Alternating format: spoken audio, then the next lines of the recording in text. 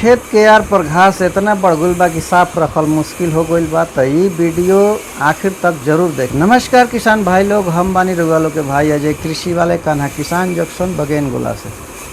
अगर खेत के आरी या मेड़ पर घास फूस बढ़ गइल बा तो ई खाली खेत के सुंदरता ही ना बिगड़ेला, बल्कि कीड़ा मकोड़ा खरपतवार के बीज के भी बढ़ावा देला। ये घास के सुखावे खातिर सही खरपतवार नाशी के इस्तेमाल कइल जा सकेला, जैसे कि ग्लाइफोसेट 41 या 71 के रउआ छिड़काव कर सकतनी। ध्यान रखी, दवाई के छिड़काव खाली घास पर ही करी, तेज हवा में छिड़काव मत करी। अगर लगे में धान या कोनो फसल बा तो ध्यान रखी कि दवा के छींटा जौन बा कोनो भी फसल पे ना पड़े, न तो फसल भी बर्बाद हो सकेला। लेबल पर बतावल मात्रा के अनुसार ही दवा के छिड़काव करी। सही तरीका से छिड़काव करब तो कुछ ही दिन में घास जड़ से सूख जाए आ खेत के आरी साफ सुथरा दिखे लगी। कोनो कीड़ा मकोड़ा से रउरा डर भय समाप्त हो जाए।